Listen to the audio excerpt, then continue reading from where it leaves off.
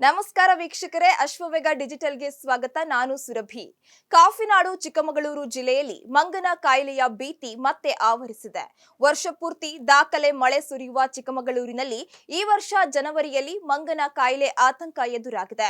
ಹಗಲಲ್ಲಿ ರಣಬಿಸಿಲು, ಸಂಜೆ ಆಗ್ತಾ ಇದ್ದಂತೆ ಭಾರೀ ಚಳಿ. ಈ ರೀತಿಯಾದ ಹವಾಮಾನ ವೈಪರೀತ್ಯಕ್ಕೆ ಜನ ಹೈರಾಣಾಗಿ ಹೋಗಿದ್ದಾರೆ. ಈ ಮಧ್ಯೆ ಮಂಗನ ಕಾಯಿಲೆ ಕೂಡ ಜನರಲ್ಲಿ ಭೀತಿ ಹುಟ್ಟಿಸಿದೆ. ಮಲೆನಾಡಿಗರು ಮಂಗನ ಕಾಯಿಲೆಯಿಂದ ಕಂಗಾಲಾಗಿ ಹೋಗಿದ್ದಾರೆ. ಆರಂಭದಲ್ಲಿ ತೀವ್ರ ಸ್ವರೂಪ ಪಡೆದಿರುವ ಮಂಗನ ಕಾಯಿಲೆ ಚಿಕ್ಕಮಗಳೂರು ತಾಲೂಕಿನ ಕಾಂಡ್ಯ ಹೋಬಳಿಯ ಮತ್ತಿಕಂಡ ಗ್ರಾಮದ 25 ವರ್ಷದ ಯುವಕನಲ್ಲಿ ಕಾಣಿಸಿಕೊಂಡಿದೆ. ತೀವ್ರ ಜ್ವರದಿಂದ ಬಳಲುತ್ತಿದ್ದ ಯುವಕನ ರಕ್ತ ಪರೀಕ್ಷೆಯಲ್ಲಿ ಮಂಗನ ಕಾಯಿಲೆ ಬಂದಿರುವುದು ದೃಢವಾಗಿದೆ. ಹೆಚ್ಚಿನ ಚಿಕಿತ್ಸೆಗಾಗಿ ಯುವಕನನ್ನ ಮಣಿಪಾಲ್ ಆಸ್ಪತ್ರೆಗೆ ರವಾನೆ ಮಾಡಲಾಗಿದೆ. ಕಳೆದ ವರ್ಷ ಚಿಕ್ಕಮಗಳೂರು ಜಿಲ್ಲೆಯಲ್ಲಿ 132 ಜನರಲ್ಲಿ ಕಾಯಿಲೆ ಕಾಣಿಸಿಕೊಂಡು 4ರನ್ನ ಬಲಿ ಪಡೆದಿತ್ತು.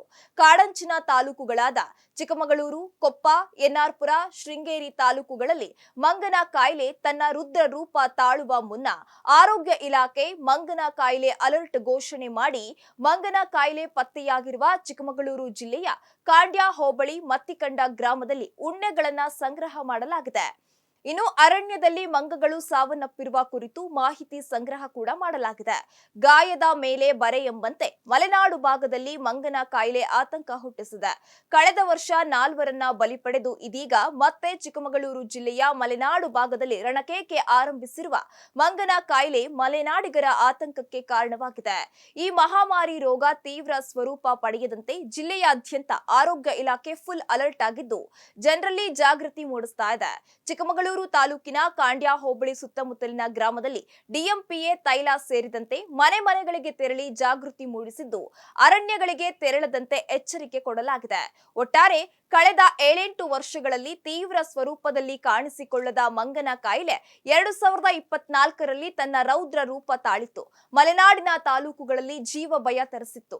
ಈ ಮಂಗನ ಕಾಯಿಲೆ ಎಂಬ ಮಹಾಮಾರಿ ಸದ್ದಿಲ್ಲದೆ ಮತ್ತೆ ಅಟ್ಯಾಕ್ ಮಾಡ್ತಾ ಇದ್ದು ಕೂಡಲೇ ಎಚ್ಚೆತ್ತುಕೊಳ್ಳದಿದ್ರೆ ಮತ್ತಷ್ಟು ಅನಾಹುತ ಆಗೋದ್ರಲ್ಲಿ ಎರಡು ಮಾತಿಲ್ಲ.